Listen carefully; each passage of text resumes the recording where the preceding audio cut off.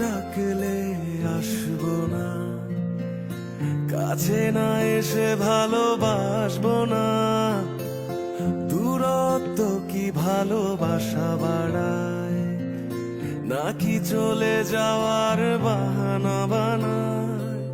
দূরের আকাশ নীল থেকে লাল, গল্প